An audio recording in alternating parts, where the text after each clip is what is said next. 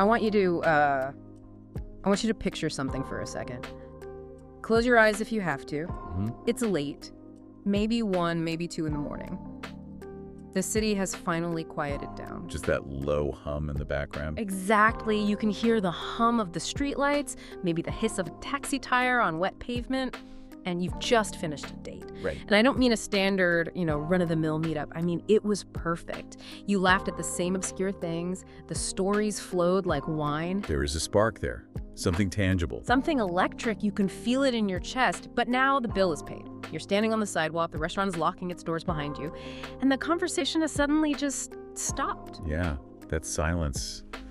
It's heavy, isn't it? It has a real weight to it. It really does. The air feels charged, thick with possibility, but also just terrifying. Because this is the moment where everything hangs in the balance. The script is completely run out. The script is gone, and panic sets in. You're standing there looking at them, they're looking at you, and you just don't know how to bridge the gap. You don't want to break the spell. Right. You don't know how to keep this magic alive without saying something stupid, so you panic. And you do the absolute worst thing possible. You go for the hug. Oh, the tragedy of the good job team hug. It hurts to even think about. It does. The stiff arms, the awkward space between the torsos, and the worst part, the rhythmic pat, pat, pat on the back. Oh man, the pat on the back. It's so clinical. It's how you greet an aunt you haven't seen in a decade. It is the sound of romantic tension dying in instant painful death. And it really is the express train to the friend zone. And we have all been there, standing under a street lamp, watching the person we were just vibing with walk away, thinking, why didn't I say something? Why did I just pat them on the back like a golden retriever? It happens because we lack the logistics. We have the desire. I mean, the emotional brain is screaming, don't let them leave. But we don't have the map. We're flying blind. Exactly. We don't know how to bridge that gap between having a nice chat and something more. We are paralyzed by the fear of ruining what we've built, so we ruin it by doing nothing at all. Well, tonight we are fixing that. We are going to burn the map to the friend zone entirely. We are doing a deep dive into a very specific, very necessary piece of source material. It's called Midnight English Guide, Episode 4, The Art of the Move. And listening to this guide, this isn't your standard dating advice. It feels different. It's darker. It's much smoother. It's not about pickup lines or tricks. It's really about the psychology of the night. It's labeled for the intermediate learner of romance, right? Yes. It assumes you can hold a conversation. Yeah. It assumes you're a functional adult. But it tackles that very specific paralysis that hits when the lights go down. It's about reading the air, closing the distance, and navigating that terrifying, wonderful space between two people who want each other but are just too polite to say it. So if you're tired of awkward goodbyes, if you're ready to move with absolute confidence, pull up a chair, turn the lights down low, pour yourself something smooth. Let's unpack this. This is for the person ready to graduate from uncertainty. We're talking about late-night logistics. Because romance isn't just magic, it's also timing. And it's about knowing exactly what to say when the world gets quiet. So let's go back to that sidewalk. The date is ending, but you don't want it to end. You want to extend the night. Now, the rookie move here, the mistake I think a lot of us have made, is trying to be logical. We try to secure a contract. Exactly. You look at them and ask a heavy question. The dreaded question. Do you want to come back to my apartment? Oof. Even saying it now, it feels heavy. It feels like a burden. It's way too heavy. Think about what you're doing to their brain in that exact moment. You spent 3 hours courting their emotional brain, getting them to relax, to feel, to laugh. And then bam. Suddenly, you hit them with a logistical sledgehammer. You force their logical brain to wake up and perform a risk assessment. Do I want to go to this person's private space? Is it safe? What does it mean? Am I ready for sex? What time is it? Do I have work tomorrow? You've turned a romantic flow into a contract negotiation. It kills the vibe instantly. It feels like a trap. It demands a hard yes or no to a massive question before they've even decided if they want the night to continue. It genuinely feels like signing a lease. So we need to bypass that logical circuit breaker. The guide talks about a concept called plausible deniability. Now, usually I hear that term in spy movies or political scandals, but here it's a romantic tool. It is the most important tool in your kit.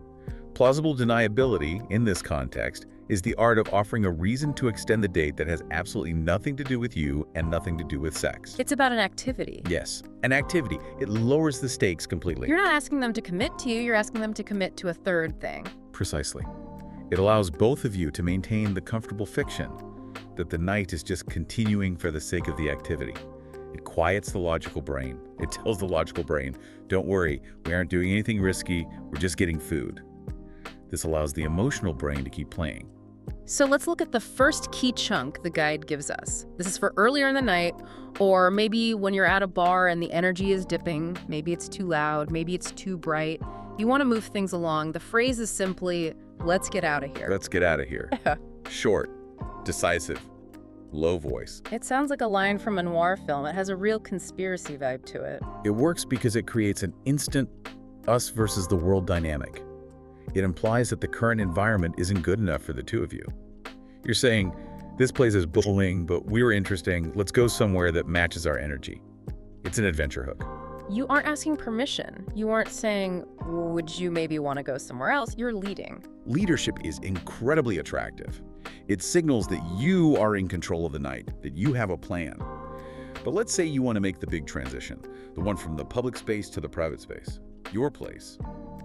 How do you do that without the creepy come back to my place question? This is where we use the ultimate plausible deniability.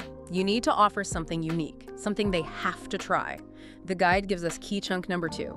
I make the best food or drink in the city, you have to try it. Yes, I make the best late night grilled cheese, you have to try it.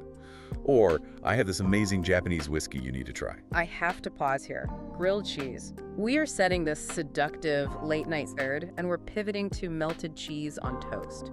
That seems a little unsexy. On the contrary, that is exactly why it is perfect. It is innocent. It is disarming. Who feels threatened by a grilled cheese sandwich? I see your point. If you invite someone over to see your etchings or listen to my rare jazz records, the subtext is way too loud. It screams, I want to sleep with you. It puts the pressure right back on. It's too obvious. But a grilled cheese, that's just a snack. Exactly. It allows the listener your date to tell themselves, I'm not going over for sex. I'm just hungry. I'm just going for the cheese. It gives them a permission structure. It removes the moral weight of the decision entirely. So if things escalate later, great. If not, well, you had a great sandwich. It's low risk, high reward. It makes saying yes easy because the commitment is tiny. You're selling the experience, not the intimacy. The intimacy is just a byproduct if the vibe is right. That is such a subtle shift, but it changes everything. You weren't demanding anything. You're offering an experience. Okay, so let's fast forward. The strategy worked. The grilled cheese defense was successful. The cheese was excellent. You're back at your place. The music is low.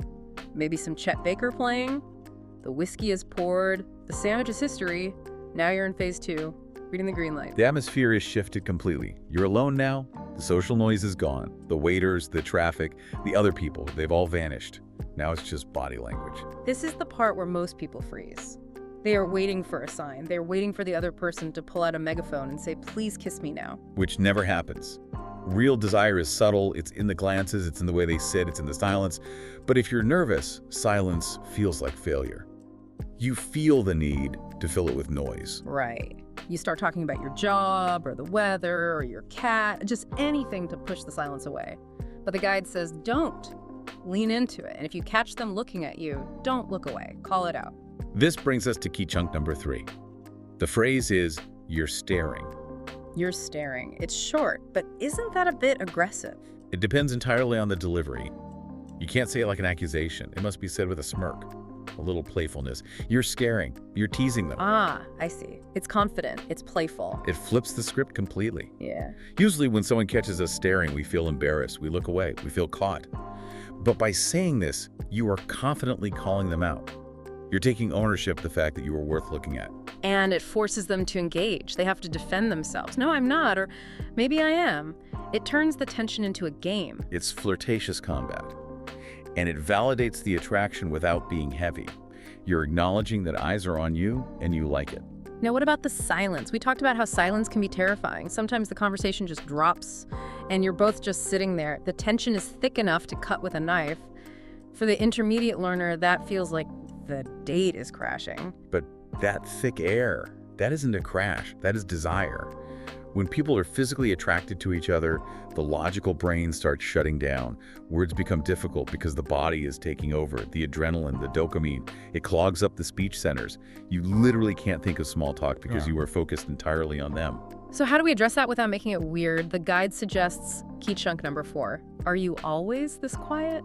This is a beautiful line. Are you always this quiet? It's a velvet hammer. A velvet hammer. I really like that image. It's soft, but it hits hard.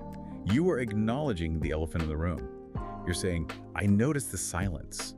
I notice the tension, and I'm not afraid of it. It validates the chemistry. It says, we aren't talking because something else is happening here. And usually they will smile or look down or say no, just with you. And that is a massive green light. You have moved from friendly conversation to romantic tension simply by pointing out the quiet.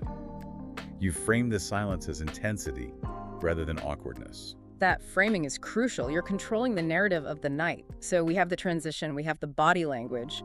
The grilled cheese has been eaten, the whiskey is gone, the silence is heavy and acknowledged. Now we arrive at the summit. Phase 3, the final escalation. The first kiss. The moment of truth, and for most people, the moment of absolute terror. The guide talks about the classic mistakes here. The desperate lunge, just throwing your face at them and hoping for the best. Or, on the flip side, the hyper-cautious, can I kiss you question. Now, let's be very clear. Consent is crucial, absolutely vital. But phrasing it like, can I kiss you? It sounds like you're asking for a refund at a bank. It's clinical. It's dry.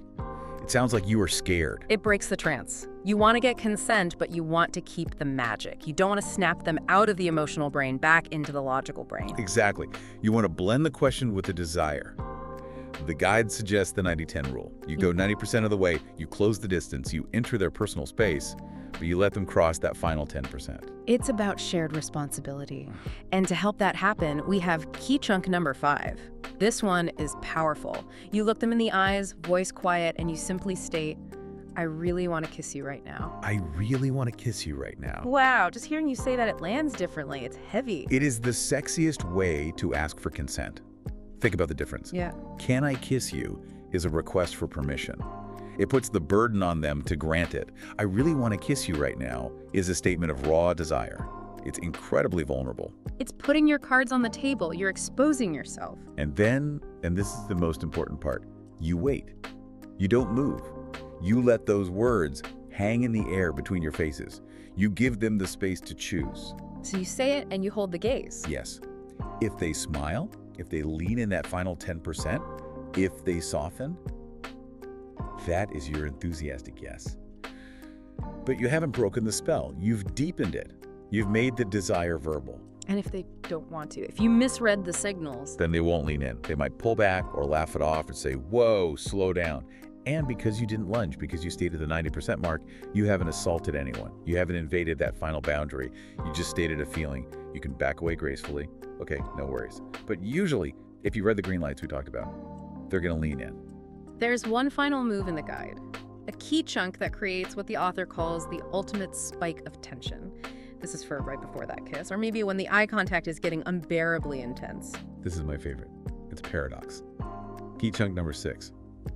Don't look at me like that. Don't look at me like that. Said in a low, breathy voice. Think about the psychology here. You are commanding them to stop, but the subtext is, the way you are looking at me is affecting me. It's driving me crazy. I can't handle how much I want you right now. It's reverse psychology 101. Human nature being what it is, if you tell someone not to look at you, what do? They look harder. They look deeper. It guarantees they will lock eyes with you. It's a challenge. It tells them that their gaze has power over you, and everyone likes to feel powerful in that moment. It acknowledges that they are the dangerous one. It shifts the power dynamic in a very sexy way. It builds that tension to a breaking point. Don't look at me like that. Yeah. And then usually the only way to break that tension is to kiss. It's electric. It really creates that cinematic feeling, like standing under a street lamp at 1 a.m. It's dangerous, but safe. Terrifying, but exciting. That is the sweet spot of romance. That slightly dangerous edge. But, you know, as we go through these lines, let's get out of here, I really want to kiss you. They're great lines. But lines are just words. Correct. You can memorize the script, but if you deliver these lines while shaking like a leaf or staring at your shoes, they won't land. We need to talk about the glue that holds this all together, the underlying philosophy. Because you can have the map, but you need the engine.